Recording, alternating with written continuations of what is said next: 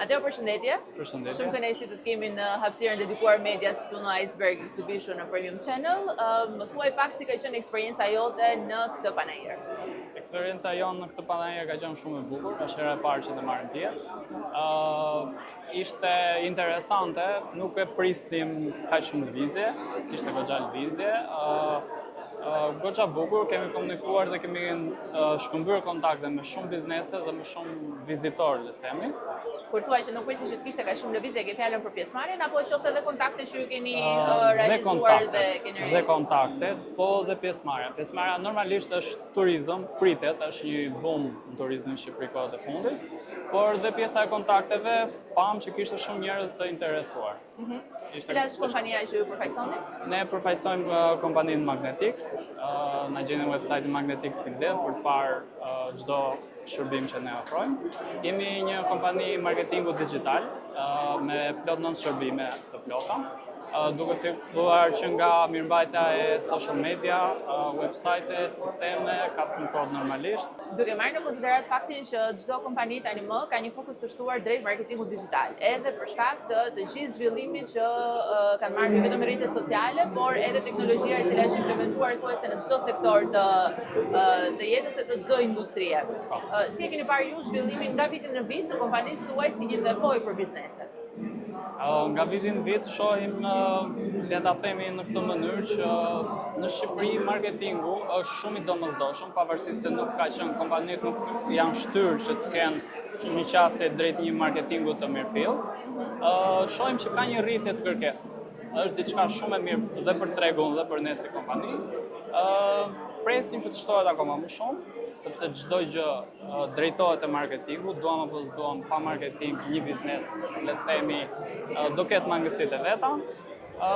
Presim të shtohet, është shumë mirë për momentin, por mund të bëhet dhe më mirë. Sa vite keni që operoni në treg? Ne kemi për momentin rreth 2 vite, jemi startup. Por që kemi parë një goxha qasje me bizneset, kemi pas goxha klient të mëdhenj, le të themi. Dhe shohim që janë goxha të drejtuar drejt marketingut, e kanë marrë punën, me pak fjalë e kanë marrë punën seriozisht.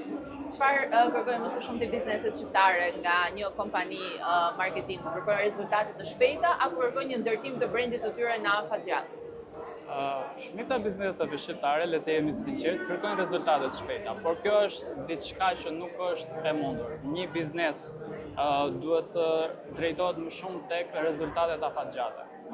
Ne sugjerojmë shumë tek bizneset që të shohin pjesën e rezultateve, ta shohin afatgjate. Sa është koha më, le të themi koha optimale që i nevojitet një biznesi për të fokusuar tek marketingu në mënyrë që të kohë më pas rezultatet?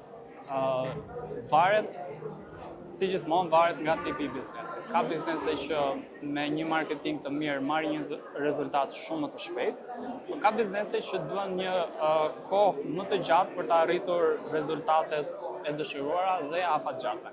Në industrinë e turizmit, për të gjitha bizneset që operojnë në këtë fushë, cila do të ishte, le të themi, teknika apo strategjia më e duhur që duhet të ndiqnin për të bërë më shumë viral, për të tërhequr më shumë turistë dhe për të lënë edhe pse jo një impakt të mirë tek çdo person që tani më i referohet telefonit apo rrjeteve sociale për të zgjedhur pushimet e tyre? Ajo që ne sugjerojmë te çdo biznes është të jetë sa më real. Do të thonë të paraqesi punën e vet sa më pastër.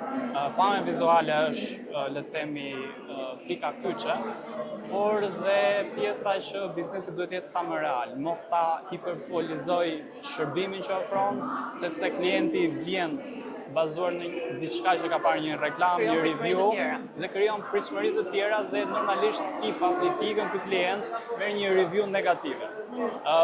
Bumi i turizmit sot janë reviewt. Sidomos të huajt i ndjekin shumë.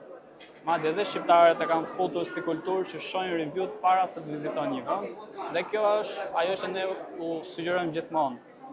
Merrni review të mira, duke dhënë shërbime e mirë normalisht, por mos hiperbolizoni shërbimet që ju ofroni. Jeni sa më koherent, sa më real me atë që ofroni. Edhe pyetja e fundit që kam është, bizneset duan më së shumti të kenë një faqe të kuruar edhe një faqe estetike, apo duan video apo foto reale të aktivitetit të tyre që janë edhe më pranë audiencës, duke marrë në konsiderat edhe se çfarë kërkon më së shumti një përdorues i një aplikacioni kur shikon një website ose një faqe Instagrami. Varet nga klienti, i kërkojnë të dyja, ne sugjerojmë të mesme. Disa foto ose video të kuruara mirë, por që tregojnë realitet. Mateo, shumë faleminderit. Urojmë që të keni sa më shumë punë edhe në këtë sezon të shpërtheni dhe ju një turizmi. Faleminderit, ishte kënaqësi. Kënaqësi.